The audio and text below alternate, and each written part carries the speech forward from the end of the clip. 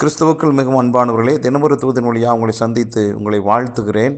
இந்த நாளிலே ஏசாயா தீர்க்கதரிசன புஸ்தகம் 35:7, வெட்டாந்தரை தண்ணீர் தடாகமும் வறண்ட நிலம் நீரூற்றுகளுமாகும்.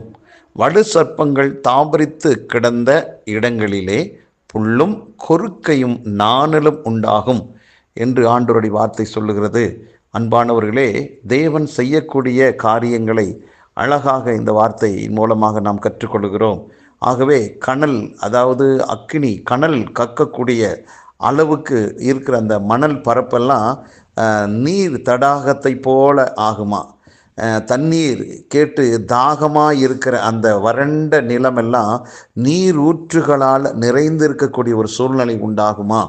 வேறொரு மொழியில் சொல்லப்பட்டிருக்குது, குள்ள நெறி தங்கும் வலைகள் எங்கும் கோரையும் நாணலும் முளைத்து நிற்கும் என்று. மொத்தத்தில் வறட்சியானது திரட்சியாக கர்த்தர் மாற்றுகிறார்.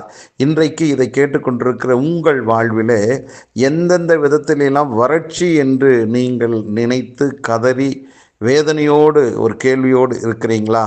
இன்னைக்கு ஆண்டவர் கொடுக்கிற வார்த்தை தான் இது. வறண்ட நிலத்தை செழிப்பாக மாற்றுகிறவர் தான் ஆண்டவர்.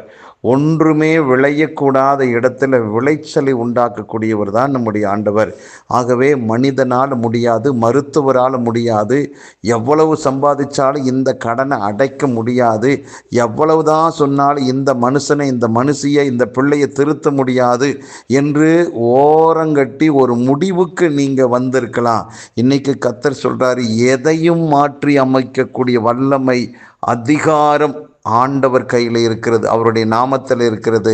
அன்பானவர்களே, முடியாது என்று ஒதுக்கி தள்ளின அந்த காரியத்தில் கர்த்தராகிய இயேசு கிறிஸ்துவின் நாமத்தை நீங்கள் பயன்படுத்தி, அவருடைய வார்த்தையை பயன்படுத்தி, அவர் உங்களுக்குள்ள வச்சிருக்கிற அபிஷேகத்தை பயன்படுத்தி நீங்கள் சொல்லுங்கள், பேசுங்கள், கட்டளையிடுங்கள், காரியங்கள் மாறுதலாய் மாறும். எந்த சூழ்நிலைகளையும் மாற்றியமைக்கத்தக்கதான வல்லமை, அதிகாரம் ஆண்டவருடைய வார்த்தைக்குள் அடங்கி இருக்கிறது. அன்பானவர்களே, இயேசு கிறிஸ்துவின் நாமத்தை எவ்வளவுக்கு எவ்வளவு பயன்படுத்துகிறோமோ, அவருடைய இரத்தத்தை எந்த அளவுக்கு பயன்படுத்துகிறோமோ, எந்த அளவுக்கு அவருடைய வல்லமையை நாம் புரிந்து விசுவாசித்து அறிக்கை செய்கிறோமோ, அந்த அளவுக்கு வெற்றியை காண முடியும். ஆகவே உங்களால் என்னால் முடியாத காரியங்கள் ஒன்றுமில்லை. ஏனென்றால் உங்களுக்கு எனக்குள் இருக்கிறவர் பெரியவராயிருக்கிறார். ஆம், உலகத்தில் இருக்கிறவனிலும் நமக்குள்ள இருக்கிறவர் தான் பெரியவராயிருக்கிறார். ஆகவே அந்த பெரியவருடைய நாமத்தினால் நம்மால் வெற்றி சிறக்க முடியும். எடுத்துக்கொண்ட எந்த முயற்சியையும் ஆண்டவருடைய நாமத்தினால் செய்யும்போது வெற்றியை பார்க்க முடியும். அன்பானவர்களே, முடியாது என்று தள்ளப்பட்ட விஷயங்களிலே நீங்க விசுவாசிங்க, இது கர்த்தரால் ஆகும் என்று. ஆகவே அவருடைய நாமத்தை பயன்படுத்தி நாம் காத்திருப்போம். வெற்றி மேல் வெற்றியை சீக்கிரத்தை நாம் பெறுவோம். பயப்படாதீர்கள், கலங்காதீர்கள்.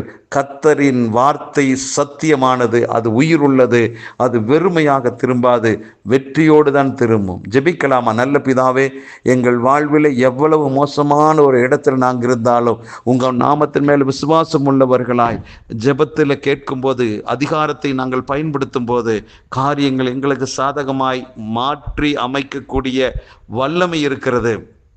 ஆகவே உங்கள் நாமத்தை நாங்கள் பயன்படுத்தி வெற்றி மேல் வெற்றியடைந்து வாழ்வதற்கு ஆண்டவரே உங்கள் நாமம் போதுமானதாக இருக்கிறது. இதை கேட்டுக்கொண்டிருக்கிற ஒவ்வொருவரும் ஆண்டவரே உங்கள் நாமத்தின் மேல் விசுவாசம் உள்ளவர்களாய் ஆண்டவரே உங்கள் நாமத்தை பயன்படுத்தி வெற்றி அடைவார்களாக.